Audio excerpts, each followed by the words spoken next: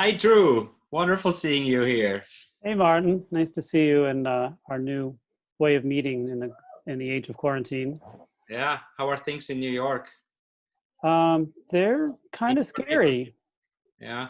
They're kind of scary, yeah. I guess I think today maybe was one of the first days that our newly anointed Mario Cuomo, who everyone seems to be in love with, is saying that things are we've actually flattened the curve. So if he Yeah. says it, then it must be true. But it still feels really scary to go outside. I just came back from grocery shopping and I was masked and gloved, and it's scary. It's really scary to be here. Yeah, I Yeah, understand. Well, our hearts are with you for sure. yeah. I Um, guess things are a little bit calmer out there. oh yeah, this is we don't have the density that you have, so Right. it's better that way, but it's not good enough. Good enough would be if we were in the midst of rehearsal process right now with this. Look Which what I have here. Hmm. what is that exactly? Oh, Beautiful, that looks kind of familiar. beautiful, beautiful Oh, look score. at that. Lots of notes, lots of notes. That was put together by your amazing librarian, I believe. Yes, yes, Yeah, beautiful wonderful. score, beautiful score. Good. So we're still hoping to premiere your piece on August 22nd and 23rd. So Great. fingers crossed. This is one of those. It seems like the genesis of this piece. It's it's a the labor was quite intensive, right? I mean, to bring it to life. So um, You could say that, yes. It's been a lot. It's been a long haul, but well, I'm I very happy that it's finished, and I'm very happy with it. I think I believe I somehow believe that if things are born through hardship, they will be of really good quality. So, um, but Well, tell, if tell us, that's true, then this is going to be amazing because you could have predicted that. Yeah. Anyway, oh so boy. Drew, how did you come up with this idea of Ozymandias, and what is the impetus and what's behind it? So, well, I should give credit where credit's due. I mean, I originally had been talking to Michael Butterman in the Boulder Philharmonic about this project before I discussed it with you, Yeah. and he actually suggested Ozymandias to me. Ah, And I've actually, interestingly, almost everything I've set with poetry, and I've done a lot of songs and texts and things. They've often been, or at least names of poets, or the directions have been sent to me by other artists or other collaborators, and I've discovered so much interesting poetry that way. Of course, in then working with the researching this project, I found many or more texts on my own. But the original impetus was Ozymandias yeah. came So to me. let's remind people who Ozymandias was. It was an basically an Egyptian king, Ramses the He second, was right? Ramses the second or third, I think. Ramses the third. Okay. And I know someone's going to look that up and correct me, but he's one of the pharaohs of Egypt.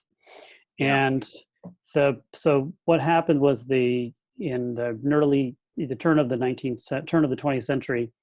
No, I'm sorry, turn of the 19th century. The A statue of Ramses back when we would pillage ancient Egypt. This statue was taken from one of the tombs and brought to the British Museum, and it was this big statue with an arm broken off, right? So this huge kind of crumpling statue. So two different poets, one of them Percy Shelley, which is the one Mhm. that I set, wrote an Ozymandias poem kind of in competition with each other, friendly competition, inspired by the statue. And the idea was, here's the statue of this sort of god king, right? The pharaohs were like god kings, but who when he was alive, everyone believed he was supernatural and would live forever and had ultimate Yeah. power. But here's a statue of him crumbling and gone for thousands of Yeah. years. Who is he now? So Right. it's the allegory it's a testament to a hubris, right? Of great leaders who think they're omnipotent, and Yeah. is the So time. I see it as hubris, but also sort of as the idea of nature, man's hubris over nature, but nature ultimately winning, right? When nature is Yeah. always going to win Yeah. somehow. In the long Um, term until the supernova. But I want to keep this up. sure, so sure. so it was it was exciting to kind of follow your process. This is a big work for tenor solo, and we had a fantastic tenor soloist Matthew Plank lined up. Yeah, Really, I've always loved him. I'm so excited to be working with him. such a great voice, and a chorus, and this was supposed to be or is supposed to be the premiere of the Rogue Valley Symphony chorus.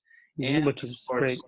Yeah. yeah, we actually this was a great inspiration, to put the chorus together, and a big orchestra with a huge percussion section. Well, there's 3 players, but play so many instruments. Actually, yeah, timpani, and even the timpani. Well, it's 4. It's instrument. I kind of call it timpani / percussion 1, so that the Yeah. timpanist won't get mad at me for making him play a gong and stuff. And So I think yeah. originally you meant to write 4 movements, but it ended up being 5. And I'm Yes, that's true. I'm particularly intrigued by your choice of texts for each movement. So, well, actually, there is no text in the third, correct? Third is no text. Yeah, and the third and the fourth were originally one movement, and then I decided to make them separate, which I think was the right choice. Yeah. So walk us through that. Yeah, sure. I will. So we have in the first movement, which is just chorus, it's called "The Spring Is Come." It's a Native American text by Sitting Bull, who was a famous. I'll stop you right there. Yeah, go ahead. I'm sorry, I shouldn't be talking more than you. No, go ahead. I have to just remind everyone that we were supposed to premiere it this weekend, right? Mid-April. Yeah, coming Friday. Yeah, we would open with this text. Behold, my friends, the spring is come. The earth has gladly received the embraces of the sun, and we shall soon see the results of their love. It'd be just so perfectly fitting for this season. All right. Yeah, I know. Well, and so the way I look at that, I mean, if you read the whole text, it actually goes on and becomes like basically we need to fight back over what's being done to us. But just the part that I said is just basically look at the beautiful earth that we have around us, right? Yeah. So and that's just chorus. So I look at that as a kind of the opening of the piece, and here's the untrumbled, untainted earth that the Native Americans worshipped and lived with in harmony, that we then messed up. So that's the first movement. Second movement then is William Wordsworth's "The World Is Too Much With Us," another 19th century poem. It's beautiful. Too much with us. The world is too much with us. Yes. It's very metaphorical. It's a romantic poem, and it's very really nice imagery in it, and it's really about the Industrial Revolution. So it talks about kind of the ocean and then the smog, and you see all these. It's the Industrial Revolution. So it's kind of there's a chronology going on, and so the first movement is before. Second movement is the first movement is an exclamation by the whole chorus, entire chorus. The second one is tenor solo, right? That's the tenor solo, and he's talking about on these changes that we make to the environment. Right, and it's much darker. The music is it's much it's lighter, and some tremolos and some sound effects, and it's. I mean, the text is the tempo changes quite a bit. A lot of tempo changes. I mean, the text is very it's romantic and kind of visceral, I guess. So evocative. That's the word. You got it. Evocative. Yes. So then we move on to the third movement, which is the orchestral only movement, and I look at this as my La Valse, my sort of homage to La Valse, because it starts out slow and it builds up into a big crazy climax and there's a saxophone. Well, there's a fair amount of saxophone. There's a saxophone solo in the first movement, but there's an improvised one in this movement that kind of goes crazy. And for people who don't know, Drew is referring to Ravel's La Valse, which is a piece that sort of starts very inconspicuously and builds up to this frenzy of dancing. Yeah. Right. And what La Valse is, it's the Weimar Republic. So it's Germany, it's Berlin, right? In the 20s and 30s, early 30s, then people were, it's cabaret, right? We're partying, we're celebrating, life is good, but just on the horizon is horror, right? And so I look at it as kind of like a decadent society on the verge of collapse. That's how I define La Valse. So that's what that movement is, with just the orchestra. And then we go right into the fourth movement, which is kind of the heart of the environmental part of the piece. And there's several texts here. Yes. And I initially started with trying to set excerpts from the IPCC, which is the International Panel on Climate Change report. Which And is such an original, striking idea. And it's I just hope that people will be able to hear how you were able to use this very dry scientific text and make it into art. I'm hoping they'll hear that too. I'm hoping that I'll hear that because I'm still a little confused about how it's going to work. But, Don't worry, it's in capable hands. I know that. I'm trusting that. So I'm really actually. I remember I called you like, Martin, how am I going to do this? So Yeah. Yes. I've talked to many people about how to do spoken. It's spoken. So how to do spoken chorus. There's a lot of different perspectives on it, and I did a couple different techniques in the piece, as you'll see. So what happened while I was writing that? It just so happened that because I had put it off, as I knew it was going to be the hardest movement for me, I was working on it this past fall. And right at that moment, Greta Thunberg rode her yacht to New York and gave Swedish her teenager who became the face of the the global climate change. right, Yeah. right, just right that day, she took over and became the face of the movement. So I just, how could I not be moved by that, right? Absolutely. And that So great speech she gave. sorry, my printer just started running by itself. Okay. That's right. I've been closing all these applications that are dinging. And anyway, it's I think very yeah. authentic. Anyway, so she gave a speech, and I was just like, oh my God, I have to do something with this. So I put it in the piece. And when it comes in, it's the technique changes. You'll hear it. I mean, well, you've looked at it, but Yeah. the way the chorus speaks it changes. So it kind of builds the drama a little bit. Yeah. Then underneath that whole thing with with the climate change stuff and Greta's speech, we have Tecumseh's famous speech, which we sort of affectionately call "To Sell a Country," where Yeah. he is sort of censuring the whole Western idea of property ownership. And of course, we know what happened to him and to the Native Americans. But that speech is sort of emblematic of kind of what happened to the Native Americans and to the environment, really. Yeah. So that speech, they're kind of singing it underneath the speaking, and then at the end, it's sung.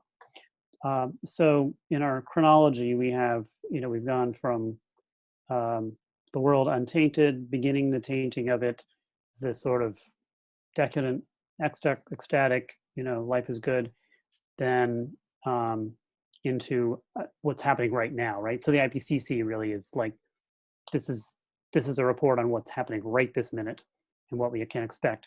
And then that takes us to Ozymandias, which of course is written a long time ago. And that's the final movement. Which is the final movement, and that is for everyone, tenor, chorus, orchestra. And I looked at it as, in this context, as post-apocalyptic. This statue, in the poem, the image is of a statue that it's in the desert in the sand, kind of being buried by the sand. So to me, this is, if we don't change our ways, this is what we're going to be left with. Yeah. That's how I look at it. It's a timely piece, and I'd be really curious to see when this finally gets presented. How are we going to be impacted by, are we going to change our ways? Are we going to forget everything and go back to how we were, or will we be a little more mindful of our environment and surroundings? I think we may for a while, for some time. Well, I'll tell you, Martin, what's been interesting to me is that before the current situation that we're in, I mean, there's been all this talk about environment, and of course, it's integrally tied in with the economy, right? When it's like, well, we can't sacrifice the economy too much. There's just no way, nothing that can be done quickly. Everything has to be carefully thought out, and we have to take 20 years to do reports and studies. And well, guess what?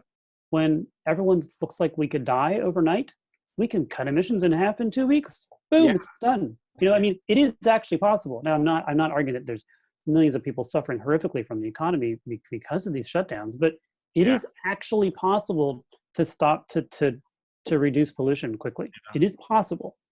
And I think we learned that, I agree. I agree. It's and creative things, creative acts will continue to flourish regardless. So I have a tricky Absolutely. question for you. Something nobody ever asked you, I'm sure. How would you describe your musical style to people who never came across your Oh music? boy, I've never been asked that question before, ever. Um, as composers, we're supposed to have an elevator speech to answer that exact question. That we can say it in 2 sentences, and I've never really managed to develop one. But I would describe my music as uh, modal. There's a modality to it, so I'm not writing. It's not atonal, like for example the avant-gardists. Neither is it like, does it sound like Mozart? I don't really use a key signature normally, but I sort of but I do use harmony, Yeah. some traditional harmony. So it's modal, and I would say it's accessible, and I'd say it's kind of color based a little bit.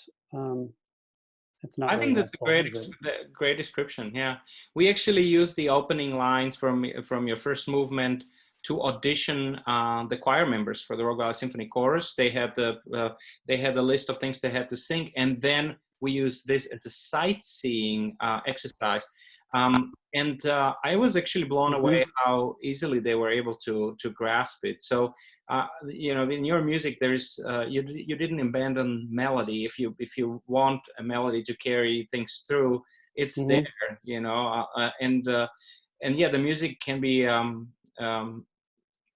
modern in terms of it can have edges or be even jarring, but it sort of Right. always pulls back to some kind of a place of you're not completely lost. You're not like on a stormy sea without any land in sight. Well, I like to think it's like, I mean, one of the buzzwords when I was in school was eclecticism, which Yeah, was it was considered to be really freeing, because there was a period where you had to write 12-tone music, you had to do whatever was the thing. And so I mean, some composers went against it, yeah, but eclecticism is great because it's basically like you can kind of draw on any style that you want. I mean, Benjamin Britten writes a 12-tone scale in Turn of the Screw, right? I mean, yeah. 12-tone theme. So But I feel like I draw on a lot of different styles. There's a lot of jazz. There's a lot. I mean, I'm American, right? So jazz is a natively American idiom, and so I always feel like there's a little bit of jazz in my music just because I played it growing up, and but that's just one thing, you know. but it's sort of a reflection of our times where you can buy a taco with kimchi. Um, Right. I, you Making know, tacos. Yeah. right? I mean, we kind of absorb it all, and that's what shines through your music. Mhm. So it's Thank it's you. an ambitious piece for an ambitious orchestra. So Yeah. I mean, I'm so excited that you guys were willing to bite it off and chew it. I mean, it's not new. You've been doing stuff like this, which is just so wonderful that you're bringing this kind of stuff to the community and challenging everyone. And so I'm really pretty thrilled that you were willing to take this on. It's really well, exciting. thank you. And the way I program this, it starts with the first piece I repeat in 10 years, piece called In the Tatras by a Czech post-romantic composer. Tatras is a mountain range from Slovakia, and it happened to be the first piece that I performed with the Rogue Valley Symphony as a music director. Really So we have the mountain range first, then we have wonderful. Ozymandias, that now we're talking about the entire planet. And Hmm. then after the break, we zoom out even more and we do the planets by host. So now now we have the whole solar system. Right. So that was sort of I think it's brilliant. Yeah, I think ah, it's going to be wonderful. yeah, Yeah. there's something new and something Mhm. old, and oh, Something I'm so blue. excited. After I learned that we can't do it in April, I started thinking, no, this particular program really needs to be performed. So anyway, thank I you. appreciate that because yeah, it's pretty upsetting to have this canceled, particularly in this dramatic way. So Well, yeah, it'll see the light of the day, thank and you. I'm looking forward to spend more quality time with this baby. So Good. thank you for bringing it to life, and please stay safe. Thank you. We'll You be too, in- and thank you to all of you and all of the supporters of the orchestra, and it means a lot to me to bring this project to life, and I think it's a very special and meaningful project. Thanks, Drew. Drew, have a good evening. Thank you, Martin. You too. Bye. Bye bye.